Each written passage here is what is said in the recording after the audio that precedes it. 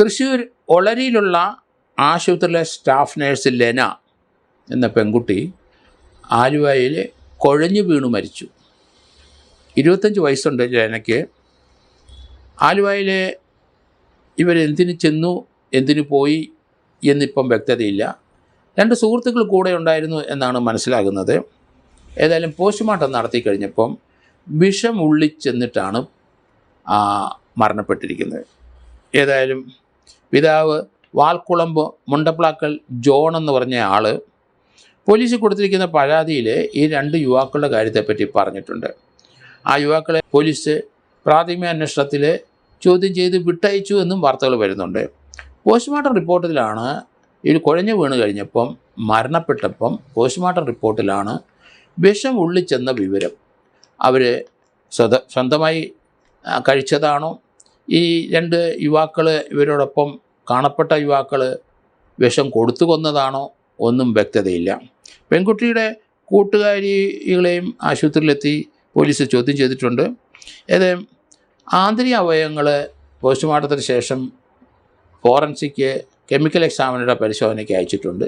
ഏത് തരമുള്ള വിഷമാണ് കഴിച്ചത്, അത് എവിടുന്ന് വാങ്ങിച്ചു, ആര് വാങ്ങിച്ചു എന്നൊക്കെയുള്ള പോലീസിൻ്റെ അന്വേഷണത്തിലേ കണ്ടെത്താൻ കഴിയുള്ളൂ. എന്തിനാണ് ഈ പെൺകുട്ടി വിഷം കഴിച്ചത്, അതേ കൂടെയുള്ള ചെറുപ്പക്കാർ 2 പേരും അവർക്ക് വിഷം കൊടുത്തതാണോ എന്താണെന്ന് വ്യക്തതയില്ല. പിതാവ് ജോണ് അതിനെ സംബന്ധിച്ച് പോലീസിൽ പരാതിപ്പെട്ടിട്ടുണ്ട്. അതിൻ്റെ അടിസ്ഥാനത്തിൽ 2 ആൺകുട്ടികളെ വിളിച്ച് ചോദ്യം ചെയ്തിട്ട് അവരെ വിട്ടയച്ചു എന്നാണ് വരുന്നത്. മാർച്ച് 24-ാം തീയതിയാണ് ലെന ആലുവ വെച്ച് കുഴഞ്ഞു വീഴുന്നത്. അവർ ഈ പയ്യന്മാരുമായിട്ടുള്ള എന്താണ് ഇടപാട്, എന്തിനാണ് ആലുവയിൽ പോയത്, അവിടെ ഏത് സ്ഥലത്ത് വെച്ചിട്ട് ഏത് സാഹചര്യത്തിലാണ് ഈ പെൺകുട്ടി കുഴഞ്ഞു വീഴാൻ കാരണം, ഈ പയ്യന്മാരും ആരെങ്കിലുമായിട്ട് ഈ പെൺകുട്ടിക്ക് ഏതെങ്കിലും രീതിയിലുള്ള ബന്ധങ്ങളുണ്ടോ, അവർ വിഷം കൊടുത്തതാണോ, ഇങ്ങനെയൊക്കെയുള്ള ധാരാളം അന്വേഷണം പോലീസ് ഈ കാര്യത്തിൽ നടത്തുന്നുണ്ട്.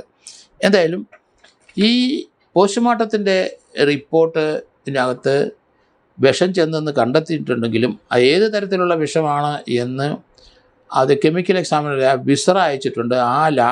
കെമിക്കൽ എക്സാമിനർ ലാബിൽ നിന്ന് മാത്രമേ അതിൻ്റെ വിശദ വിവരങ്ങൾ അറിയാനൊക്കെ. അതിന് കുറച്ച് സമയം കൂടെ പിടിക്കും. ഇവർ സ്വയം കഴിച്ചതാണോ അതോ ഇവർ ഈ സുഹൃത്തുക്കളായ 2 ചെറുപ്പക്കാർ കൊടുത്തതാണോ, അതേപ്പറ്റിയൊക്കെ പോലീസ് അന്വേഷിച്ച് കണ്ടെത്തിയിരിക്കുന്നു. ഇവർ തൃശ്ശൂരിൽ നിന്ന് എന്തുകൊണ്ടാണ് ആലുവയിൽ പോയത്, എന്ത് കാര്യത്തിന് പോയി, ഈ ചെറുപ്പക്കാർ കൂടെ ഉണ്ടായിരുന്നോ, അവർ ഒന്നിച്ചാണോ പോയത്, ഇങ്ങനെയുള്ള ധാരാളം കാര്യങ്ങളിലേക്ക് അന്വേഷണം നീളേണ്ടതുണ്ട്. അവർ നിർബന്ധിച്ച് വിഷം കൊടുത്തതാണോ, അതോ തന്നെയല്ല അവരെ ഭീഷണിപ്പെടുത്തിയപ്പോൾ ഇവർ വിഷം കഴിച്ചതാണോ, ഇങ്ങനെയൊക്കെയുള്ള കാര്യങ്ങളിലേക്ക് പോലീസിൻ്റെ അന്വേഷണം വരാനുണ്ട്. ലെനയുടെ ഏതായാലും മരണം തീർച്ചയായിട്ടും അതൊരു കൊലപാതകത്തിലേക്കാണ് നീങ്ങുന്നതെന്നാണ് എനിക്ക് തോന്നുന്നത്. കാരണം തൃശ്ശൂരുള്ള പെൺകുട്ടി ഈ ചെറുപ്പക്കാരും ഒപ്പമായിട്ട് എങ്ങനെയാണ് ആലുവ വരെ പോയത്, എന്തിനു പോയി എന്നൊക്കെയുള്ള കാര്യങ്ങളിലേക്ക് ഇനി വെളിച്ചം വീശുന്നുണ്ട്.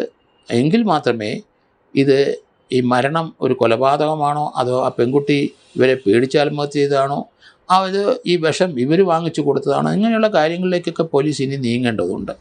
എന്തായാലും മരണം അത് സംശയാസ്പദമാണ്. മാതാപിതാക്കൾ ആ കാര്യത്തിലേക്ക് പോലീസ് പരാതിപ്പെട്ടും കഴിഞ്ഞു.